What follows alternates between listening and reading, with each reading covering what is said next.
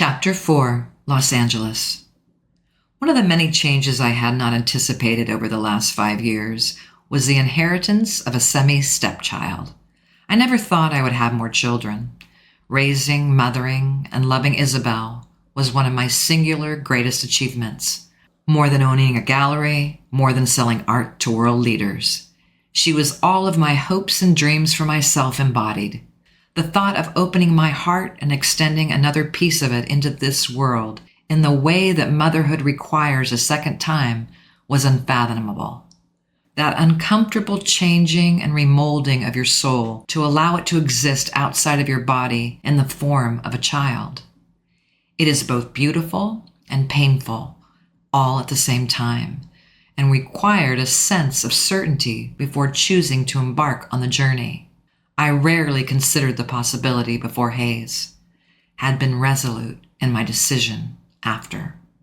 Henry was a darling, merry, and adventurous 4-year-old boy. He was also Isabell's half-brother.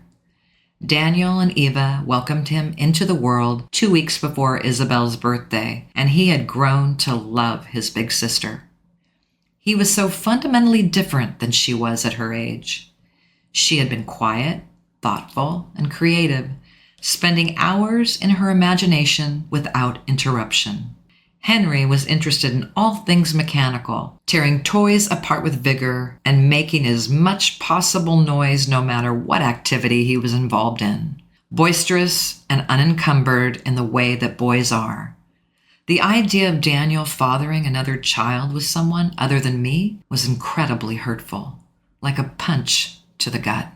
Evidence of the finality of our separation and his unwavering commitment to another woman. Seeing Isabell in her role as a big sister proved to be the remedy for my unease. She was doting and tender and fiercely protective over her new sibling. It was humbling to see her in this new light, to watch her delight as she showed me the first time he walked, the first time he said her name, and the first time he called her Sissy. Her altruism grew beyond her years, and she became a truly wonderful big sister. She made a point to spend time with him every week and missed him immensely when she was away at school. I was reminded that in all the ways she felt like my daughter alone, she also belonged to Daniel. To partake in her excitement about her baby brother with equal fervor required I put whatever I harbored with Daniel to rest. Henry was important to Isabell, and so he was important to me. 3 years ago, on Henry's first birthday, we unknowingly began a tradition between our two families. Since their birthdays were separated by a matter of days, Isabell wanted to celebrate together, a joint party for her and her baby brother. Isabell, in her blossoming sisterly love, insisted that I partake in some small way for the monumental birthday. Small being the operative word. I was finishing up a 9-mile run on my treadmill when the call came through my headphones. "Mom," she began, begging in her typical teen style. So much emphasis in that one word. She was staying with Daniel for a few days, and tonight I would collect her from his house and depart for our trip to Santa Catalina Island. Mother-daughter bonding. Casual hellos, very little mingling, and a swift goodbye. What had been our pattern over the years. What suited me. "Please, I'm not asking you to stay," she said, pleading with every word. "Just come in for a little while for me and Henry to blow out the candles, open a few things, and I can ride back with you." The thought of being in a room with Daniel and Eva and their baby and my baby made my stomach twist. To witness their small touches and intimate glances that occur intuitively between people in love would have been difficult before having my own heart broken and felt insurmountable now, coupled with the fact that he voluntarily left me for her. That fact had been easier to grapple with time, but occasionally still stung. "I don't know, Peanut," I had replied hesitantly, kicking off my shoes in the foyer after dismounting and taking a deep, steadying breath. The thought of watching Daniel and Eva together gave me the impulse to put them back on and keep running until the idea lost its punch. I remember considering for a long moment. Our divorce was mostly civil, and after copious therapy for me and for Isabell, we had achieved a harmonious balance. I did not want to upset that balance now by denying her. Her wish was so innocent, so heartfelt. It gutted me that I even considered not granting it. What child wouldn't want her mother and father present for her birthday? To have the two people who love her more than life itself together in celebration of her. "Okay," I said. My fingers drummed on the steering wheel as I inched my way along 405 on the way to Daniel and Eva's home, the traffic starting and stalling in a rhythmic pattern. Isabell had let me know they were on the way back from their family dinner. We would have cake and open presents, and then Isabell and I would depart for our mother-daughter trip. I had grown more accustomed to the tradition over the years. I still was by no means at ease with the idea. The happiness that having us all together, even for a short while, brought on by my daughter, made any discomfort worth it. As the traffic flowed, so did my circuitous thoughts. Hayes had reached out sporadically in the weeks since Malibu, as if sensing the air of distrust between us. He texted snippets of the song he played for me, now with added layers of bass and vocals. A voice memo of a different melody he had been toying with, and this morning a picture with a simple message. The photo was of his long legs on a beach, toes hidden in the white sand with the blue ocean looming behind. The accompanying text read, "What do you feel when you look at this?" I thought for a moment before typing my reply. "Relaxed." "Good." Good? No other comment? No explanation or hint to the purpose of his message and photo? I sat in my office at the gallery staring at the screen, wondering how to respond. His persistent evasiveness concerned me. He had always been coy, and occasionally his replies would be ambiguous. It had perturbed me then, but I rarely commented on his elusive answers, not wanting to upset our usual back and forth. Over time, we had developed an unspoken rule. We would tell the truth, or at the very least, not lie. I recalled an evening when he had given me one such answer. I asked him what transpired between him and his bandmate Oliver. Their fracturing friendship seemed to be due to more than Hayes' short affair with his sister. Oliver's penchant for finding me and making double-edged remarks was further evidence that there was more to their breakup. Something big. Something worth keeping hidden. Hayes told me repeatedly that nothing happened between the two friends other than his relationship with Penelope. But I knew. I knew he was keeping something from me, hiding some important facet of the truth. He finally admitted that some secrets were not his to share. Not the truth, but not a lie. I ruminated on our final moments constantly over the last 7 days, and the questionable moments since our fateful meeting, pondering what could cause him to behave in a way vastly different than I'd ever seen him. He had never been flustered running into an old lover. Historically remained calm and suave, completely comfortable with his sexual history no matter when he was confronted with someone from the past. Hotel lobby, restaurant, Miami, New York, always at ease, always reassuring.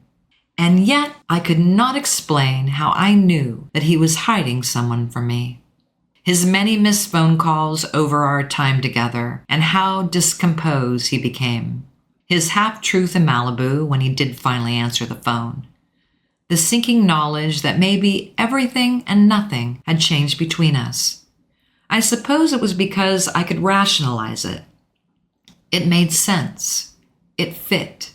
He did not want me to know about her. I had long ago accepted the fact that there would be women after me. Probably many. The thought of him being with someone concurrently made me feel sick. We had made no promises, set no boundaries or expectations, and so far had only kissed. Did that then entitle me with the right to know? To beg the question of who he was seeing and why he felt like he had to hide it from me? The traffic finally picked up to a more reasonable pace, and I toyed idly with the radio. The route to their house could take 30 minutes or an hour. Typical. I unintentionally landed on the pop station, and the name that came through my speakers made me stomp on the brakes, earning a rude gesture and a honk from the person to my rear. And now we have on air international pop star and former boy band member Hayes Campbell. Welcome. Ryan Seacrest's charismatic voice resonated through my speakers, along with a chorus of clapping and whooping. I turned up the volume, heart in my throat. The public appearance. Thank you for having me, Ryan, Hayes replied, smile evident in his cultured voice. Ryan was a gracious host, asking Hayes thoughtful questions about his recent work and his life as a solo artist. Hayes talked about his EP from years ago, titled simply A, and whether he would consider writing more, why he had decided to focus on producing, and what that meant for his career. Casual questions about his time away from the spotlight and his current and past projects. The banter between them was playful and engaging. No questions regarding his choice of taco or his euphemism for boobs or the other more inane questions usually posed by less skilled interviewers. So one of the songs you produced was Snow Allegra. For those of you who don't know her, please go check her out. She's fantastic. It's called I Want You Around. I want to play it for the audience and then let's dive into it because it's very different from your previous work. Ryan asked. Yeah, it's definitely a bit of a genre change for me, but I love the challenge. I loved working with Snow. She's brilliant, and yeah, let's take a listen. A short 30-second clip of one of the songs played, her sultry voice singing about wanting to escape and be alone with someone. The overwhelming feeling of a new relationship and not being able to share it with your lover. I mean, wow, just wow. The songwriting is incredible, and it's just such a unique track. Tell me what went into making this and why you decided to work on it. Well, Hayes said, hesitating for a moment, she has this sort of cinematic soul sound. We wanted to make a song that made you feel like you were driving in a movie. So you hear a mix of boom-bap drums, but also the gorgeous piano arrangement. That's really what I focused on, bringing that more classical edge to the song, merging this really soulful sound with something more proper. The combination worked in this unexpected and beautiful way, and the result was this very film-like track. I mean, you put it on in the car, and it's just... He laughed somewhat at a loss for words, it seemed. Ryan, when you leave here, just listen to it with the windows down and you'll know what I mean, he finished. I totally know what you mean, Ryan replied with enthusiasm. I definitely will, man. I love the song. And the writing, I mean, it's amazing. Her songwriting is so powerful, Hayes agreed. I really relate to her lyrics. The sort of passion in a new relationship, so intense that you can't even kiss them. You just want to feel them. Just so perfectly describes that new relationship feeling. So yeah, I'm very proud to have worked on this. Relate? As in currently? Ryan asked with an inquisitive and jovial tone. I couldn't breathe. It felt like the world stopped moving as I waited for his answer. "Ah, yes, I suppose you could say that," he replied with a breathy laugh. "But back to the music, Ryan." The radio kept playing, but I stopped listening. I greeted Eva and Daniel pleasantly with an air kiss on each cheek before walking into their 4,000-square-foot home in an affluent neighborhood adjacent to Calabasas. It appeared that this year would somehow be more enjoyable than the past. A sense of peace regarding the dynamic between our two families settling firmly into place as the evening developed. Eva was soft-spoken and respectful, seeming to know intuitively how to make me feel at ease without a hint of condescension. Daniel was still Daniel, but he had softened slightly. It seemed that marriage to Eva had tamed some of that brash, aristocratic aura into something more humble. A small part of me wondered if that feeling of harmony and peace would remain if they knew that while we were all smiling at our beautiful children, I was completely distracted by thoughts of another man. As far as I knew, that was the closest Hayes had come to admitting to dating anyone publicly in his short 26 years. Never before me and never after me. I was stunned, still reeling from his admission on national radio, shocked that he took the risk of giving the media an inch into his personal life when we both knew the lengths they would go to discover who he was referring to.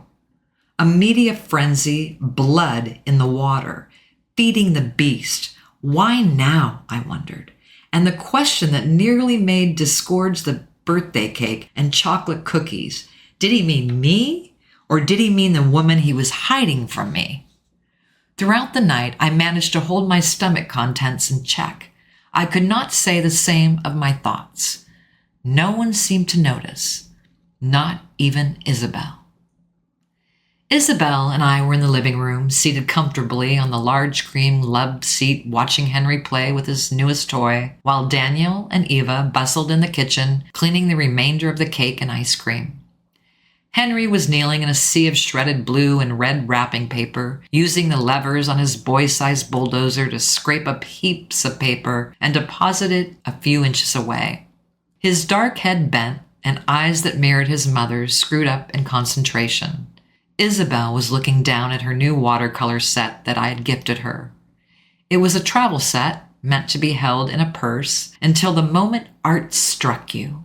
She was thumbing through the blank pages, remarking on the soft quality of the paper, when I heard a phone ring out from the kitchen. Eva looked up from where she was, elbow deep in the kitchen sink, and gestured with her blonde head to where my purse was laying on the other end of the island. I stood briskly, walking toward the sound as Daniel straightened up to pull the near-exploding trash bag out of its container. I ran the final steps to the island when he made to reach out and hand the phone to me, swiping it from his grasp. He arched a brow, looking down his nose at me with a quizzical expression. "Expecting someone?" he asked, voice full of suspicion. I glanced at the caller ID as I silenced the phone, heart thundering as Hayes' name rolled across the screen. Jesus, too close. "I'll just be a moment," I said, looking from my phone to Daniel in time to see his exasperated face. I began to say something, to politely remind him of one of the thousands of instances where he had left a special occasion for an urgent call. "Come on, it's business, soul," he had said, usually as he was already walking away, leaving me to entertain whomever remained. Eva scoffed from her position at the sink, rolling her eyes playfully as she vigorously scrubbed a plate.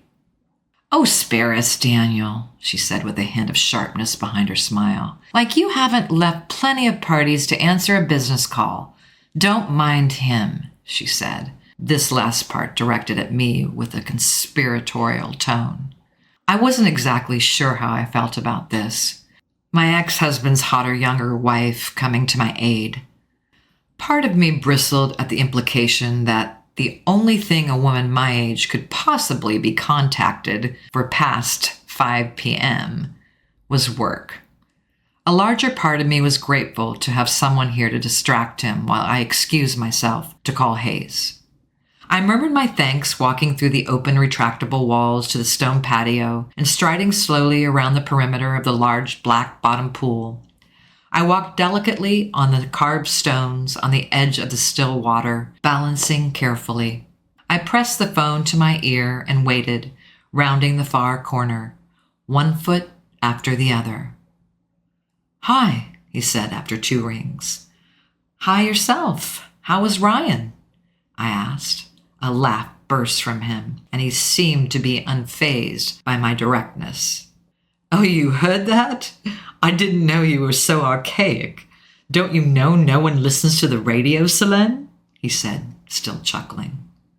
"Archaic? You wound me," I said, with a tone of faux offense. A moment passed. I continued with my forward line of questioning, wanting to know, needing the answer. Who were you talking about, Hayes? He waited a beat. You. Me? This time when he spoke, I heard nothing but the truth. There could be no one else. Santa Catalina Island was a short boat ride from LA, and Isabell and I made the trip nearly every year for her birthday. The looming island was visible from my back patio and had become a source of comfort for me. Throughout all the phases of my life, she remained, one constant in my life. I woke up and looked at her every morning, enraptured by the picturesque view. We hiked through 2 harbors last year and painted watercolors together when we reached an outcropping looking down at Ballast Point. The turquoise water creeping through the green hills, too beautiful not to capture it. She had grown even more skilled over the years and still furrowed her brow as she did when she was a child with each stroke of her paintbrush. I had our artwork from the trip framed and added to my collection lining the hallway at home. The year before that we had signed up for an excursion on a submarine, both of us in awe at the vast kelp forests and the otters that darted past. We were only able to visit for one day, but that experience was novel for us both. This year, I booked a beach house for us in the city of Avalon. The house was on a perimeter of the small town, a 2-story sprawling building with a distinct Spanish colonial style. It had an organic feel and flowed from one room to the next through rounded doorways with warm white stucco walls and the quintessential red roof. There was a rooftop patio meant for dining and sunning, and over the last 2 days, we had done just that. It nourished my soul to spend time with my daughter, to hear her plans for the future and her thoughts on school, music, boys, and everything in between. We lounged together on the roof, and she showed me her latest theory on Taylor Swift. She lifted her phone, shielding it with one hand from the scorching California sun to show me a long bullet-pointed list of evidence with the heading of Mother's Return. Mom, she's absolutely dropping an album this year. Me and Georgia have a list of all the Easter egg-like hints she's given recently, and I just know it, she said excitedly, settling on the plush white lounge chair, handing me a cup of chocolate ice cream. I closed my copy of Aperture, holding my place with my thumb to accept the treat with my other hand. Oh, is she? I asked, reopening the issue to the page I had been half reading. The article featured mixed media specialist Tracy Rose, a South African artist known for pushing the boundaries. Her debut at the Biennale in 2001 rocked the contemporary art world, and it seemed she was in no mood to slow down. Her current work was centered on women and gender and exploring what the word meant today. It was innovative and provocative. The article was centered on a piece from her show in Art Basel, Miami. It was acrylic on canvas that featured a mismatched pair of feminine eyes, nose, and mouth in yellow, melting into an oblivion of gray. A woman trying to fit herself together to the mold of society, losing herself in the process. I was distracted by the painting and drowning in my growing worries about not disclosing my secrets to Isabell. Many mistakes were made in the past. The most egregious error was deceiving my daughter. The longer I had waited to tell her, the worse my guilt became. I know she would have been hurt regardless of the timing of my confession, and no amount of preparation could have been sufficient for the revelation. But to what degree of her pain was due to her idolization and adoration of Hayes, or my breach of her trust? The night she found out came unwillingly into my mind. The way she had confronted me in the hallway, the strain in her voice as she hurled the truth at me, the snot and tears combining on her young face as she asked me if I loved him, if I had sex with him, the way my own heart fractured watching her shatter into a million pieces at the realization that I had betrayed her trust. the somber music that permeated the house for weeks on end after. "Mom?" she asked, interrupting my thoughts. "Sorry, sweetie, what?" I asked, turning to look at her. A small drop of ice cream rolled lazily off the edge of my cup and into the ring on my left thumb. Isabell reached between us to the tote full of sunning essentials and produced a napkin from its depths. She wiped off my hand, and as she did, her thumb slowly moved over mine with the napkin, wiping chocolate off the gold ring there. She tapped it with her finger. "That," she said, "is new. Where did you get it?" she asked. I froze. I debated on what, if anything, to tell her. What was there to say? That I saw him and still loved him? That I knew what I wanted to do? I wanted to call him and tell him to come home and make love to me? That I wanted to keep him inside me forever and let life consist of me and him and fuck everybody else? Yet all I could think about was how working to establish and cultivate near complete anonymity must be equally difficult conditions to survive under as being a world-famous pop star, and that even after kissing him, I had no answers as to what we were. "In Edinburgh," I said, answering her question with a part of the truth, a tactic I learned from the best. She scoffed and rolled her eyes, lifting her round glasses onto her brown head. "Let me rephrase. Who gave it to you? Did you meet someone? You've been acting odd since you got home from your trip, and that ring is totally not your style," she said, flopping back and eyeing me, taking a bite of her own mango variety. "I mean, I guess you don't have to tell me, but you can, you know. Either you're dating someone or you're doing drugs," she said around a mouthful, laughing when I made to smack her with my folded magazine. I thought for a moment, looking down at the woman melting away to nothing in the photo, lost trying to make herself into something she was not, lost trying to stay true to herself. The thought of lying to her again was painful, but the thought of telling her prematurely made the chocolate sink like a rock into my stomach. "What if what I tell you hurts you, Isabell?" I asked quietly, looking away from the oblivious dissolving woman on the page and back to her. That was my greatest fear, that repeating the past would have the same outcome. I could survive Hayes again if I had to. I could not say the same about watching the implosion of my daughter. Isabell was thoughtful, bobbing her head back and forth as she took another hefty bite. "Well," she said, swallowing, "it may. But I would rather know what you've been thinking about for the last week than feel like I'm forcing you to keep something from me. I'm big, remember?" She bumped her shoulder against mine at that last part, trying to lighten the mood. I smiled faintly. She used to say that when I obsessively checked in with her in the first month she had been at school, reminding me she was no longer 13. She was a young woman now. "Yes," I whispered finally, avoiding looking at her. "I did," I said. She paused, giving me the space to say more on the matter. "Okay," she said with a note of acceptance, sensing my reluctance to share more. "So you're not going to tell me anything else? Name, occupation?" she asked, quirking an eyebrow at me, lowered her glasses back on her petite nose.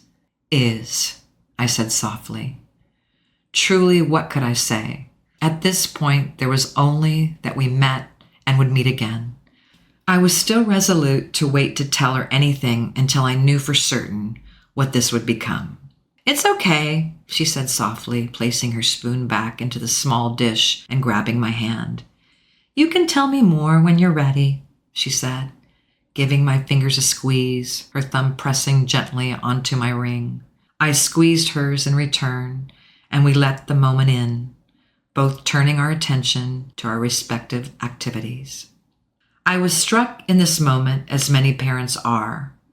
A parent's hope for their child is that they surpass them in every way, that their achievements are multiplied beyond your own, and that what you pour into them is magnified, love infinite. Her compassion stunned me.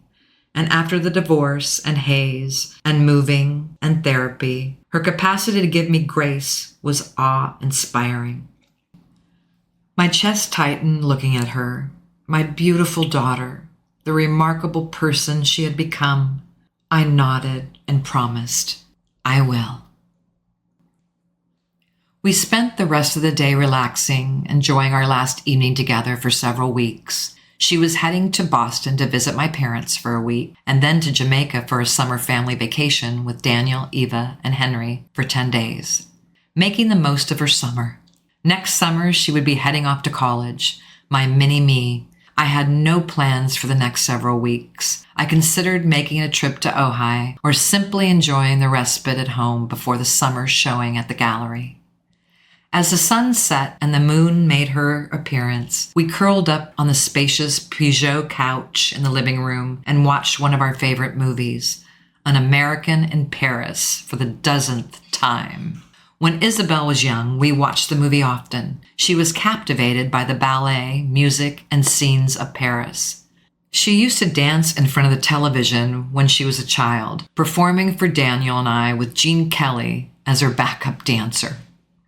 Leslie Caron was beginning her dazzling series of pique and fouette turns in her prim blue tutu when my phone buzzed on the end of the table to my right.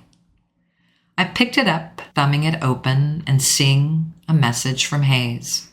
We hadn't spoken since a birthday party, and I had been waiting to see how or when he would ask to see me again. Come see me, Solène. My lips lifted slightly, and a flush spread across my cheeks. I could practically hear him saying my name, the thought causing the redness to seep down to my neck. The command of those 4 words, the suggestion. Isabell continued watching, oblivious to my indecent train of thought. With her and Lilith's blessing in mind, I typed my reply. Where?